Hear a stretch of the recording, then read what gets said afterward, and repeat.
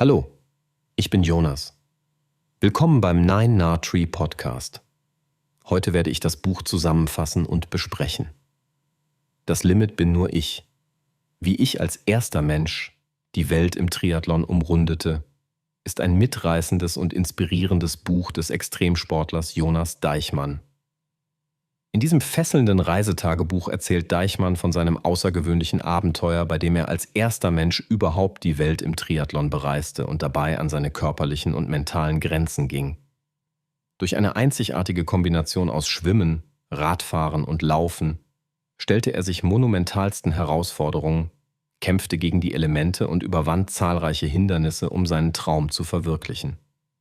Diese Geschichte beschreibt nicht nur Deichmanns gewaltige sportliche Leistung, sondern gewährt tiefe Einblicke in die Motivation und die Gedankenwelt eines Menschen, der bereit ist, sich über herkömmliche Grenzen hinwegzusetzen. Leserinnen und Leser werden mitgerissen von spannenden Erlebnissen voller Adrenalin und Gefahren, aber genauso von stillen und nachdenklichen Momenten, die zeigen, wie Willensstärke, Abenteuerlust und Durchhaltevermögen jeden Menschen dazu befähigen könnten, persönliche Wunder zu vollbringen. Das Buch richtet sich an alle, die nach Inspirationen für Herausforderungen im Leben suchen und verstehen möchten, wie man mentale Blockaden überwindet und scheinbar unmögliche Ziele erreicht. Ich werde Ihnen die wichtigsten Erkenntnisse aus diesem Buch mitteilen. Erstens. Die mentale Vorbereitung auf extreme Herausforderungen. In diesem ersten Themenabschnitt beschreibt Jonas Deichmann ausführlich die mentale Vorbereitung, die notwendig war, um ein solches extremes Unterfangen überhaupt beginnen zu können. Er beleuchtet Techniken zur Überwindung von Selbstzweifeln sowie Strategien, mit denen er seine Motivation und mentale Belastbarkeit stets aufrecht erhielt. Das Kapitel zeigt, welche Rolle mentale Stärke beim Umgang mit unvorhergesehenen Schwierigkeiten, Rückschlägen und gefährlichen Situationen spielt. Deichmann zeigt eindrücklich, dass oft nicht die körperliche Fitness entscheidend ist, sondern eine starke Psyche, um solche Ausdauerleistungen zu bewältigen. Leser lernen hier, wie sie sich innerlich auf eigene sportliche, berufliche oder persönliche Herausforderungen vorbereiten und diese erfolgreich bewältigen können. Zweitens. Das Abenteuer Schwimmen. Herausforderungen in unbekannten Gewässern. Ein wesentlicher Teil von Jonas Deichmanns Reise war das Schwimmen im offenen Meer, in großen Seen und in Flüssen, auf seiner weltweiten Route. Er beschreibt die Schwierigkeiten und Gefahren, die hierbei auftreten können, von Strömungen und gefährlichen Meerestieren bis hin zu stark wechselnden Wetterbedingungen und extremer Erschöpfung durch lange Stunden im Wasser. Diese Herausforderungen machten den Schwimmabschnitt für ihn besonders anspruchsvoll, da es mentale Kraft benötigte, um Ängste zu überwinden und auf unbekannte Bedingungen flexibel und verantwortungsvoll reagieren zu können. Zudem schildert er intensive Begegnungen mit der Natur und beschreibt eindrücklich die Sensibilität und den Respekt gegenüber den Gewässern, in denen er sich bewegte. Drittens. Radfahren rund um die Welt. Erfahrungen und Expeditionen auf 2 Rädern. Auf seiner außergewöhnlichen Reise verbrachte Deichmann viele Monate im Fahrradsattel.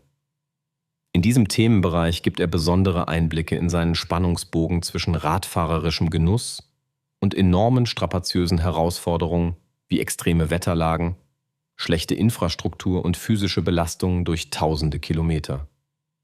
Er erzählt von einsamen Landschaften, herzlichen Begegnungen mit Menschen unterschiedlichster Kulturen und vermittelt gleichzeitig wertvolle Tipps zur Ausrüstung, Navigation und zur körperlichen sowie energetischen Versorgung bei solch extremen Radexpeditionen. Dieser Teil des Buches unterstreicht speziell den physischen Aspekt seiner Reise und verdeutlicht die globalen Dimensionen seiner enormen Leistung auf diesem Gebiet des Triathlons. Viertens. Das Laufen auf interkontinentalen Strecken.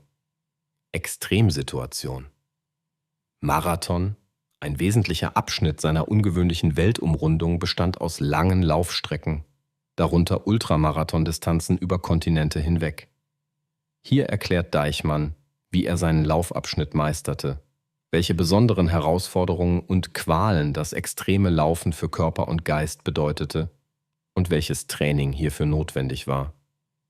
Er erzählt offen und authentisch über Rückschläge, Schmerzen und Zweifel, aber auch über die Euphorie, die langsam aufkommt, wenn man buchstäblich Schritt für Schritt einem scheinbar unerreichbaren Ziel näher kommt. Diese Passagen zeigen eindrucksvoll, wie es möglich ist, seine Grenzen zu erweitern und selbst unter harten Bedingungen Freude am Fortschritt und der eigenen Entwicklung zu haben. Schließlich Begegnungen und die menschliche Dimension einer Weltreise.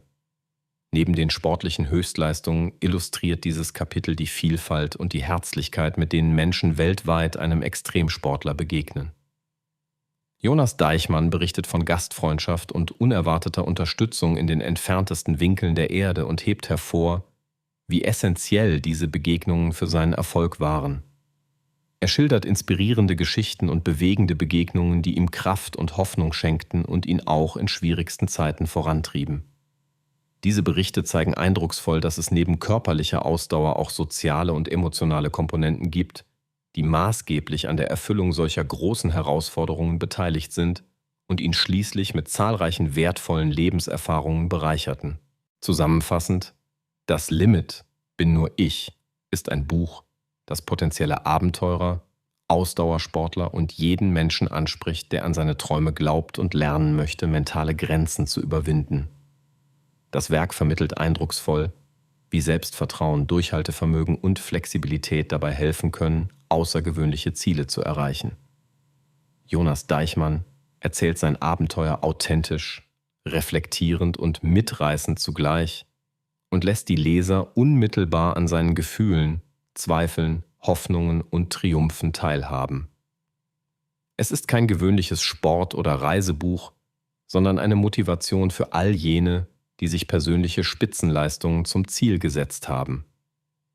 Im Gegensatz zu vielen anderen Büchern über sportliche Abenteuer geht Deichmann detailliert auf die psychologischen Werkzeuge, auf Ausrüstung und auf interkulturelle Erfahrungen ein, die für die Bewältigung einer solch außergewöhnlichen Weltumrundung von entscheidender Bedeutung sind. Die Lektüre stärkt nachhaltig die eigene mentale Stärke und Motivation, inspiriert dazu, persönlichen Mut zu zeigen und das scheinbar Unmögliche möglich machen zu wollen.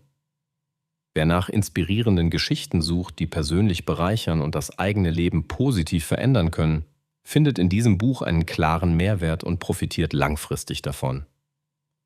Wenn Sie unterstützen möchten, Jonas Deichmann, können Sie das Buch über den Amazon-Link kaufen, den ich in der Podcast-Beschreibung angegeben habe. Lassen Sie mich nach dem Lesen des Buches wissen, was Sie davon halten und teilen Sie Ihre Gedanken mit. Bis bald.